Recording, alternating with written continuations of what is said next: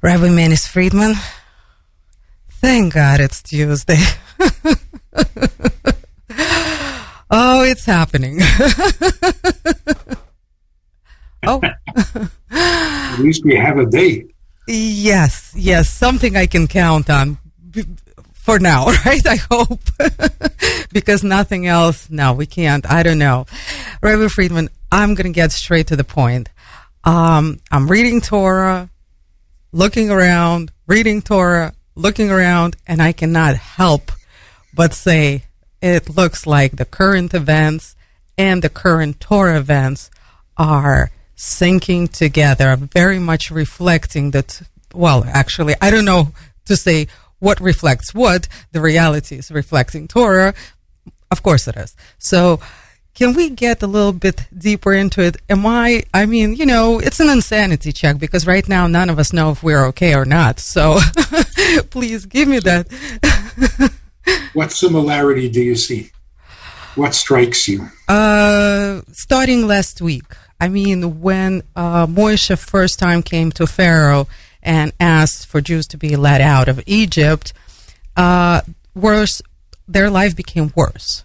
So I kind of put it together with the march in Washington, Save America, where people came out sort of for the good, but it kind of backfired.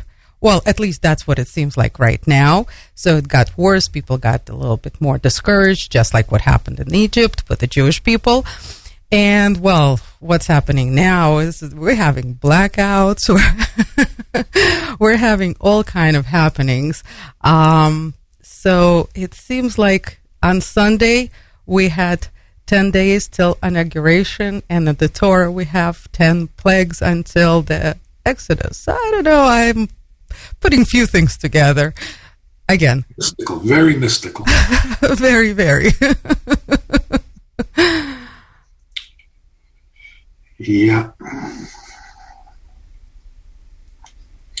See, back then, even Moshe complained to God. Why did it become worse? Because it did. Part of the explanation is that when you're cleaning out a barrel, like a wine barrel, the top of the barrel is the cleanest. The bottom of the barrel is the most caked on, hardened stuff that needs to be cleaned out, and it's harder.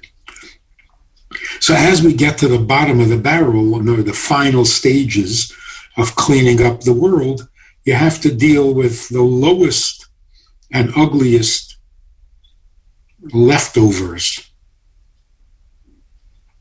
So why did it get worse? Because it was the bottom.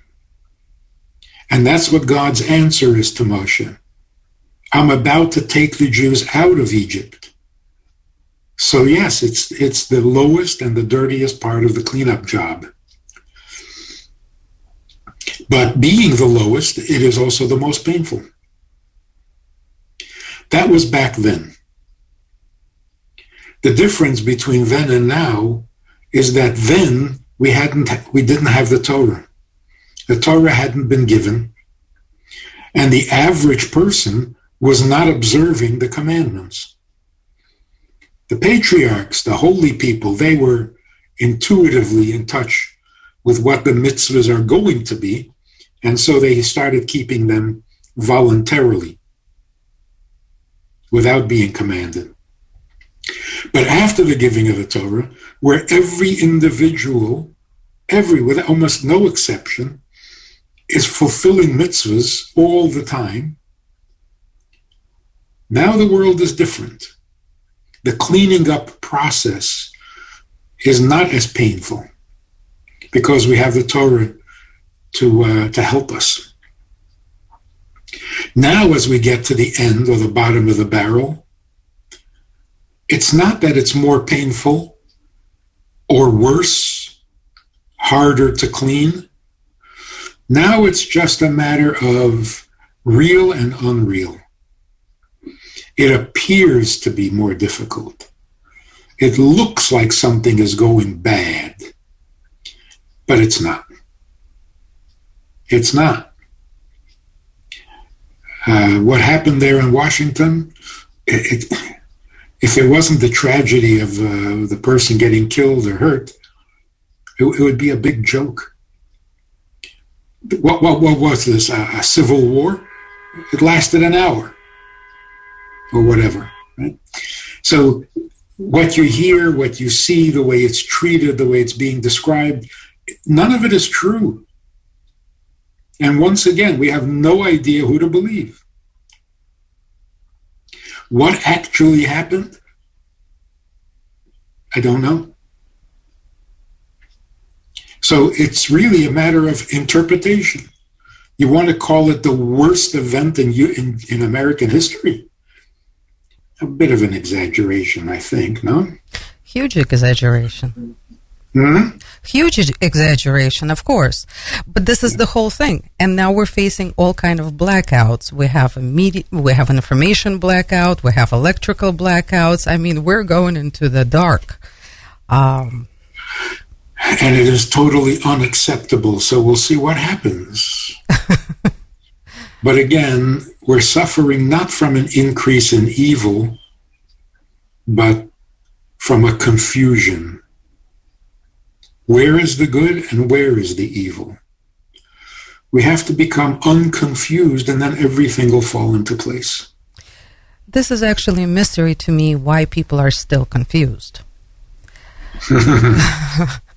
It seems to be very, very obvious at this point already. On both sides, right. Yeah. Exactly right.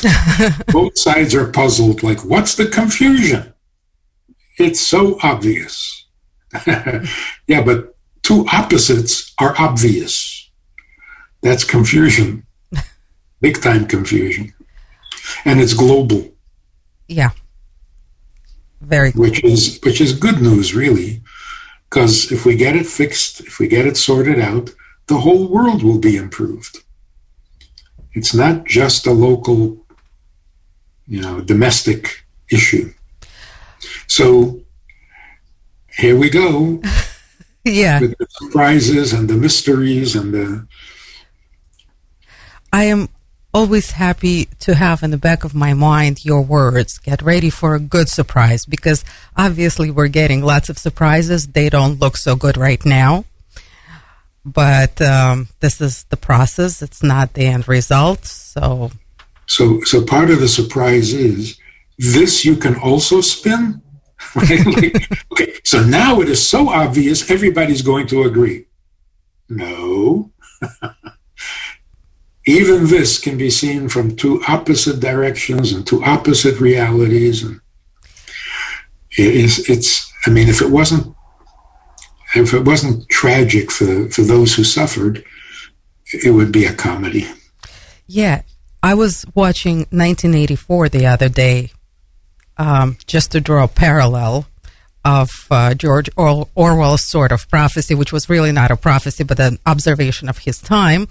And I was laughing. I was laughing how real it is because it's not even exaggerated in that movie anymore, as far as our reality is concerned. But what I would like to say as far as parallel to Torah, more parallels that I see of what we're going through right now and what we have gone through then, which is written in Torah and what we are reading in the Torah, current Torah portions, is that also we're fighting for freedom. The whole world is fighting for freedom. Not to be controlled by money, to be controlled by media, to be controlled by somebody else's wishes. I mean, there are so many things that people are trying to control you with. So we're fighting for those freedoms. And also, this is one thing that I'm observing. Another thing that I'm observing is that, unfortunately, there are people there, let's have peace no matter what the consequences are. So as long as nobody argues, as long as nobody really, let's just leave things as is. Even if we're enslaved, we're okay, but we're okay. So those are the parallels. Yeah. But here's another parallel. Part of Pharaoh's argument, the most legitimate part of his argument, was that Moshe comes and says, I want to take my people out into the desert to worship God. Pharaoh's response is, you know how irresponsible that is? Going out into the desert for a religious experience, you know what happens. It's predictable. You're going to end up drinking poisoned Kool-Aid, and you're going to kill yourselves because you're so confused and you're so useless and you're so detached from reality. Of course, being here is hard, but you're working, you're building. This is the future. This is the truth. This is reality. Going into a desert for a religious experience, that's crazy. It's irresponsible. I can't let you do it. Pretty solid argument, no? Pharaoh was saying, help us move into the future. Don't become irrelevant. Don't become nomads. You'll never amount to anything. And of all the people, Moshe, who grew up in the palace, you know, you've seen how advanced we are in all the sciences. We are the future. This is reality. Serving God in a desert, come on. That's fantasy. Not a bad argument, and he wasn't the last one to make that argument. It's being made over and over again. The whole story of Hanukkah. The Greeks, the Hellenists said, stop with your religious fanaticism. Get real. This is real. The body, the physical world, materialism, that's real. You can count it. You can measure it. You're going to be irrelevant if you don't join us. See, that's the real question. The real question is not who is good and who is bad. Who is true and who is false. And that's an important thing to remember. Evil is false. It's not an evil truth. Evil is false. And goodness, godliness, is reality. And we keep getting confused. So this is what we're dealing with now. How bad is it? No, the question is, how fake is it? How false? What are we putting our hopes in? Things that will disappear in front of our eyes because they're false? We've been there. We've done that. We should be the ones who can sort out truth from false. And we need to share that with the world. Goodness is real. Everything else is questionable. So look at what happened to Pharaoh. Yeah. He said he's the future. Egypt is the future. Jews in a desert goes nowhere. Now, 3,333 years later, Egypt is a mummy. That's all that's left. Like the guy said, you want to know about Egypt? You got to look it up in Wikipedia. Who made Wikipedia? Some Jews. So what's real and what's fake? That is so important. When we have, the righteous people who know right from wrong and they will fight for what is right, too pretentious, over the top. Rabbi Friedman. You don't have to fight what's wrong. You have to fight what's fake. It's a very different kind of battle. Right now, it's very, very simple to tell things apart. I mean, realistically, you just have to want to see it. Why so many people are still in denial when now it's really obvious what's true and what's not? Yeah. And when the question is what's true, the first thing that should come to mind is the Torah.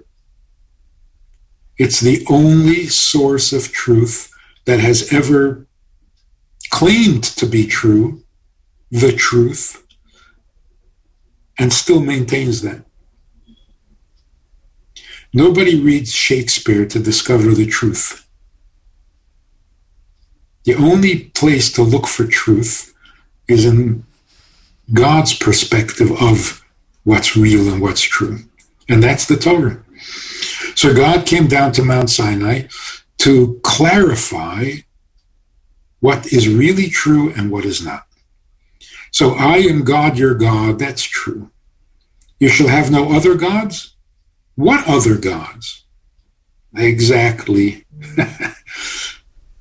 The ones that are not true. So why would a non-truth compete with a truth? It's a very good question. What's the competition? How could a person mistake what is fake for truth? How do we mistake what is dark for light? How do you not know the difference between bitter and sweet? Unless you have corona and you can't taste and you can't smell. All part of the symptom. One of the symptoms of this, you don't know the difference between sweet and bitter because you don't know the difference between light and dark, because you don't know the difference between true and false. That's our challenge. That was the challenge for Jews in Egypt. But it's much easier now because we do have the Torah. And then they didn't. They just had Moshe's word for it. So we need to do a few more mitzvahs, get a good taste of what is true. You know, this little incident. A couple of years ago, New York Times, of all papers, the New York Times did an interesting little project. They prepared a newspaper for the year 2035, or even later. In other words, a futuristic paper, an issue. And they imagined what would be going on many, many years from now.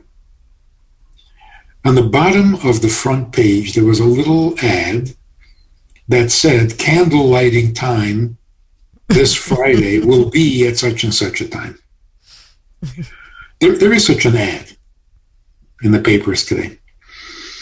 But they were asked, why put that into the futuristic, And they said, are you kidding? That's the one prediction that we know is true. That 30, 50, 80 years from now, they will be lighting Shabbos candles at sunset or before sunset. That is absolutely predictable, reliable. Everything else is fiction.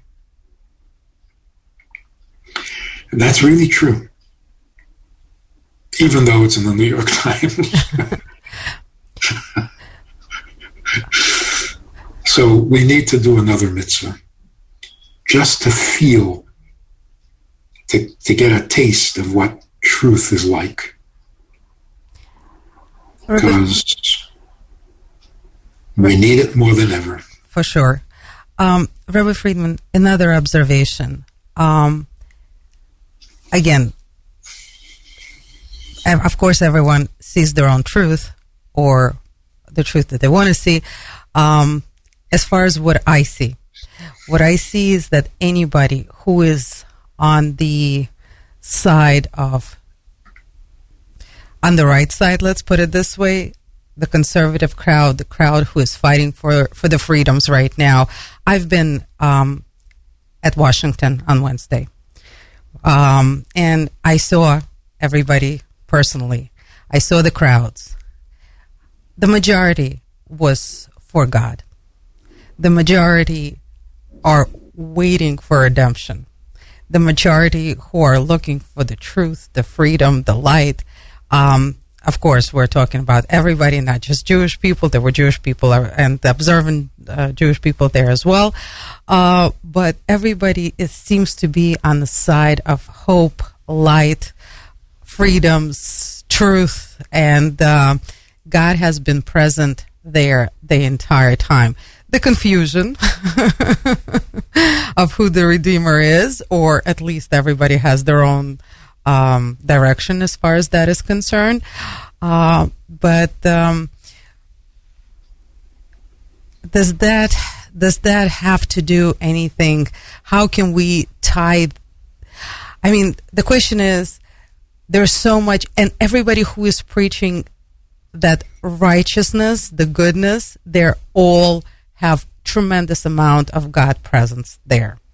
So how can we make sense of this portion of what is going on with the whole world, not just the Jewish population? What that means is that the battle, the issue really is godliness versus ungodliness. It's true.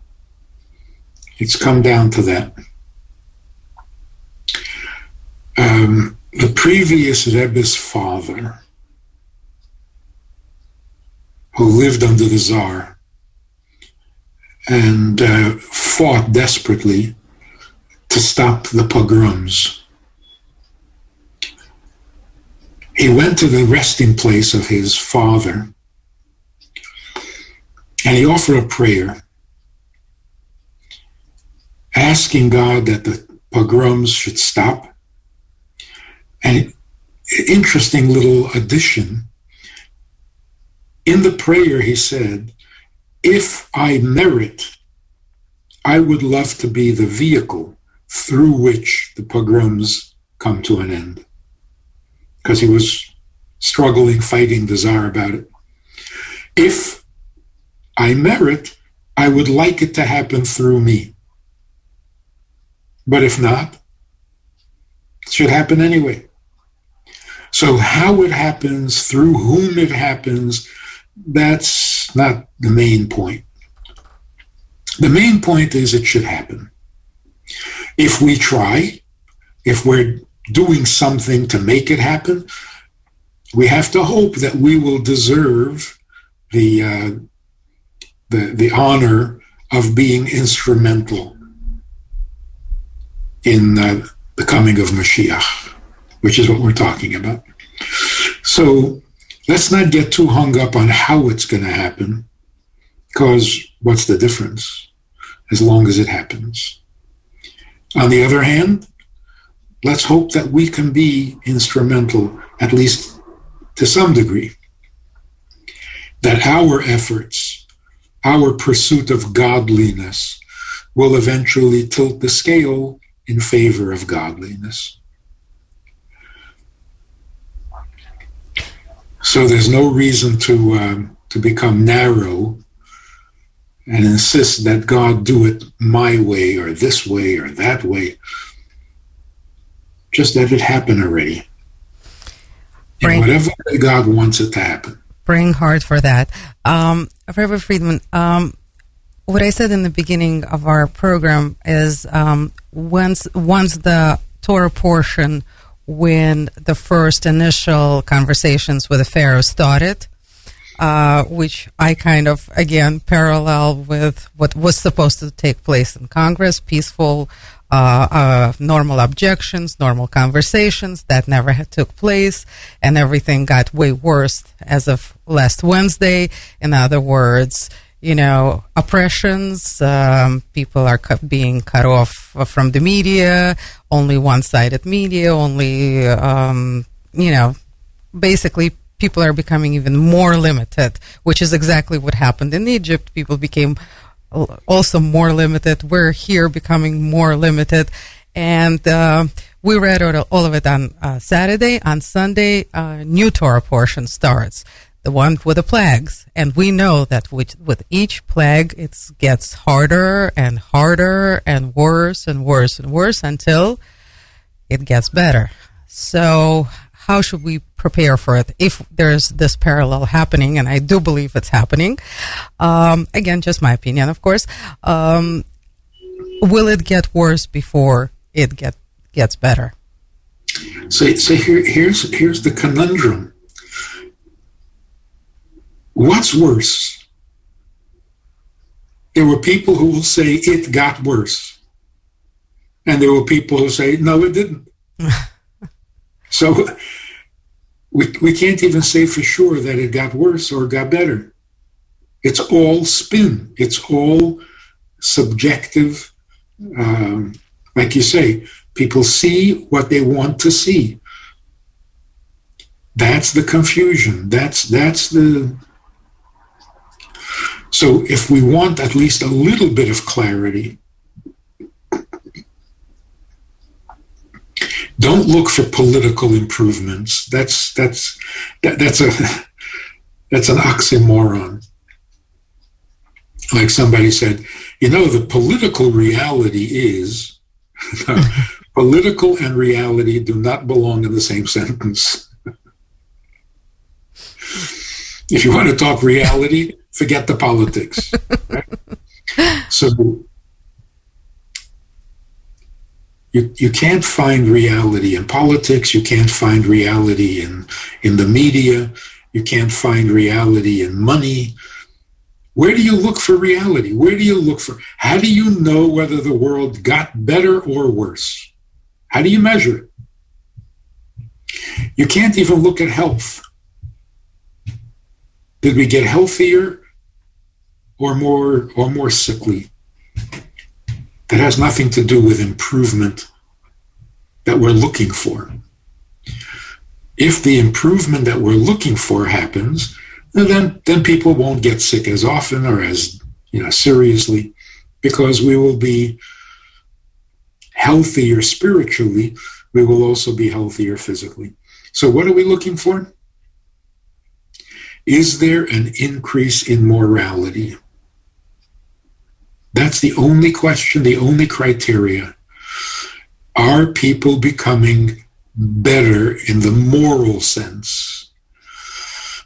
Not in the political arena, not in the health arena, not in the financial, only in the moral area. Now, being confused is not immoral. It's just confused. So, are we getting better? Is the goodness in each of us being stimulated or coming to the surface because we need it so badly? I think so. Here's a really good statistic which you're not going to see in the news.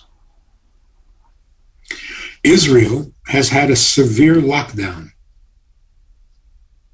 which means husbands and wives have been locked into the house together, and all the experts predicted an explosion of divorce and domestic violence. The fact is, divorces went down this year by 3%. Not a very impressive number, 3%. But it went down 3% when it was supposed to go up 60%. So are we becoming better? Dramatically better. Nobody reports it. Nobody even pays attention. But that's what's really happening. So yes, we are becoming better. The big outlets, the media outlets that decided to control what goes on, one of them lost $6 billion. The other one lost $5 billion. It's not going unnoticed. and the whole world is not agreeing. So look at the good news. Which actually brings the question to mind. If it's not about money, what is it about? And it's definitely not about money. Doesn't look like it anymore. In other words, the fact that some people are going to get rich, well, fine. There's nothing wrong with being rich. Question is it a moral method of becoming rich, or is it immoral? And if it's immoral, then it's got to go. It is the end of immorality. Immorality was never meant to last forever. Rabbi Friedman, another thing in this particular Torah portion which we're reading right now, it's becoming apparent that God is revealing himself. Supernatural things or miracles are happening in the Torah. We're saying that this is the year of open miracles. Are we just not seeing them yet, or are they about to start happening? They are happening, and we got to start seeing them. But one of the things that happened in Egypt, which is really crucial, the plagues affected the entire country, but not the Jews. In other words, one of the things that God was revealing himself, what was he revealing? That he can bring lots of frogs? No, that's not what he was revealing. What he was revealing was that he has a special relationship with the Jewish people. We need to have that confidence and stop hiding and stop trying to fool the world into thinking that we're just another nation, another religion like everybody else. Stop it. God is revealing his relationship with the Jewish people. Eventually, the Egyptians accepted it and said, yes, you must go and serve God because you have a unique and strange relationship with God that cannot be denied. This is what needs to happen today on a global, on a cosmic level, not just for Egypt. Yes, there is something about the Jewish people. We have a Torah. We are a light to the nations. We can bring God into this world so that everyone can see him, Jew or non-Jew, but it's our job. Yes, we are the chosen people. Stop denying it, because no one believes you when you deny it anyway. It only makes matters worse.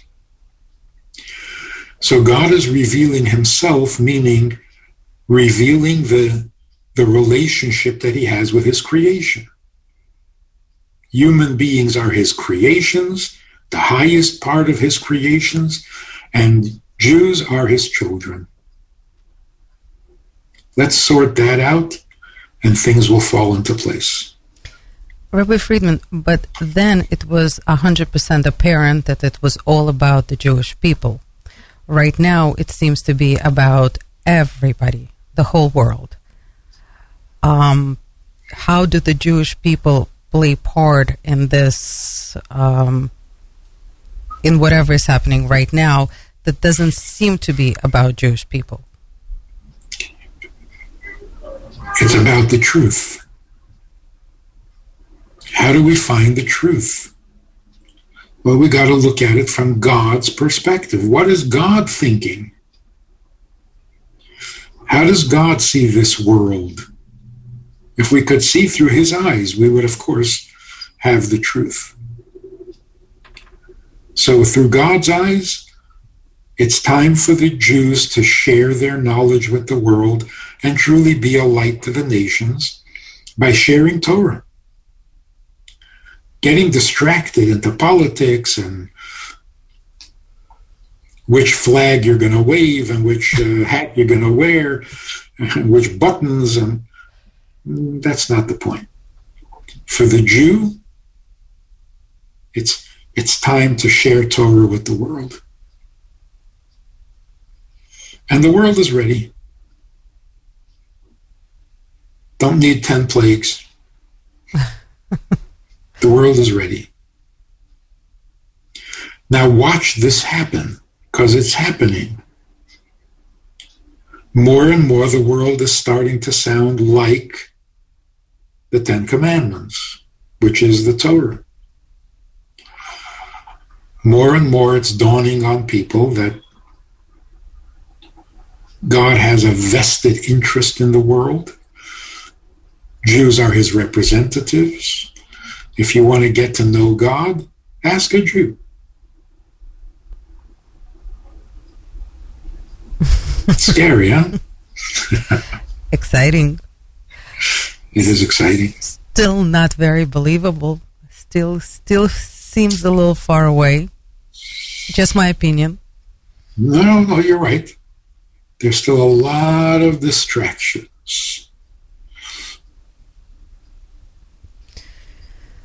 Should we get involved? Should we not get involved? Is this a Jewish issue? Is it not a Jewish issue? Should we be in Washington? It's none of our business. We're not politicians. It's very confusing. But it need not be. We have one job. We have one role. We have only one hat to wear, and that is the hat of Torah. Because that will definitely bring an improvement to the world.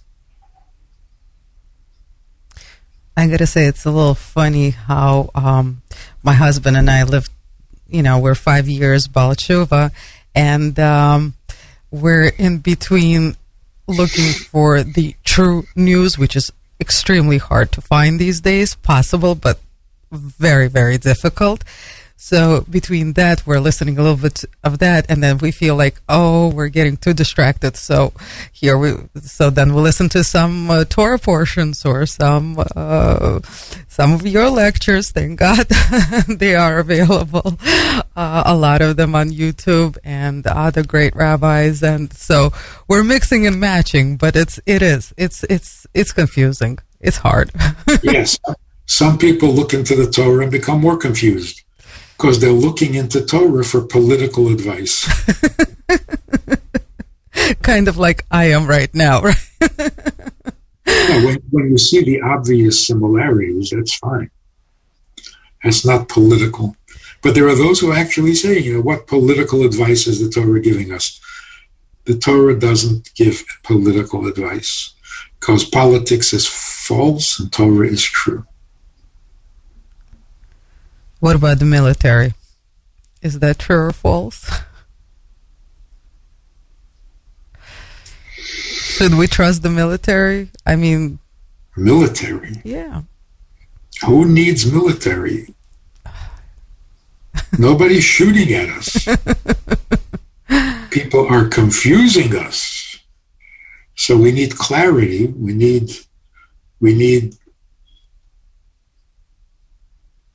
like Moshe saw the burning bush, and he said, what in the world is that? So he went closer to find out what that is. What is this fire that does not consume? A fire that does not consume. What is that? Is it still a fire?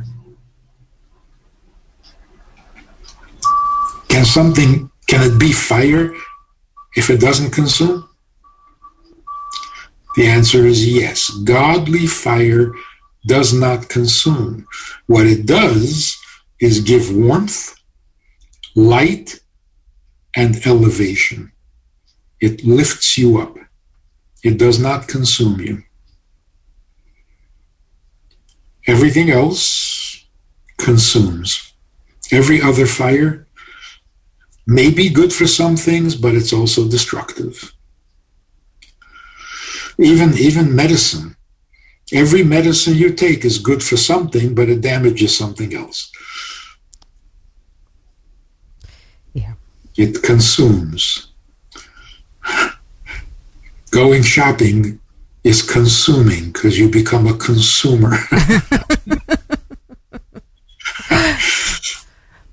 The only fire, the only passion, the only excitement, the only inspiration that does not consume is a godly fire. If we don't confuse religion with godliness. Because religion consumes. Religion says, as soon as you die, things will get better. That consumes.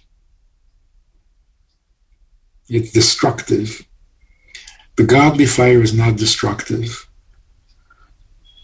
It illuminates and warms and elevates the physical. It doesn't destroy it or reject it or... So, Torah, mitzvahs, goodness, godliness can very gently replace the falsehood and the greediness and the corruption without consuming, just elevating. So nobody must suffer, nobody must die. But we all need to be elevated. No argument there. Well, I think we're on our way. Looks like it.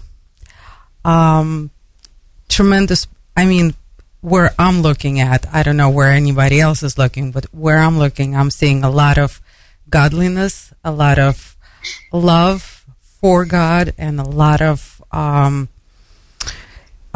direction toward God. So from everybody around, Jews and non-Jews alike, and I think it's the faith that's keeping people going right now, more so than anything else. And unfortunately, we have maybe another 3 minutes to go, and I would like to get just your words of wisdom that will hopefully get us carried over to the next Thank God It's Tuesday. No, I think that statistic coming out of Israel is really enlightening. The experts said this is going to produce an explosion of divorces. That made sense, right? Yeah. It was not a strange prediction. Of course, people are stuck in the house together. They don't really like each other, so it's just going to get worse. It didn't get worse. It got better. That is very encouraging. And that's what's not reported in the news. So you see, we're not getting worse. It's not like in Egypt when things really did get worse. It's not. It's just the fake news, the obsession with bad news. It was always, what was that expression? If it bleeds, it leads. What makes the headline? Wherever there's bleeding, more blood, bigger headline. It's always been that way because of the fascination with what is weird. Health, morality, goodness, not weird. Why would it make a headline? It's like, imagine that nobody was bleeding. What would you write in the headline? Headline, yesterday, nothing happened. Nothing happened? Children were born, people got married, people gave a lot of charity, the hungry got something to eat. What do you mean nothing happened? Yeah? Those things are normal. Why would anybody bother reporting it? Another good person spotted in the streets. It's not a headline. An evil person spotted, okay, that's a headline. Because that's weird, that's not true, that's not real. So it makes the headlines. But it's become so much worse because the headlines are so much bigger these days. They're everywhere. So now the same lie is magnified. But it's still the same lie and the same silliness, the same fascination with what bleeds. So I think it's time to outgrow this. And I think we're outgrowing it. We're not entertained by it anymore. It's becoming distasteful. And that's good news. So again, watch it happen because it is happening.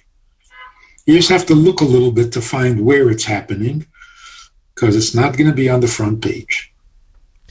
Yeah, you got to dig deep for good news.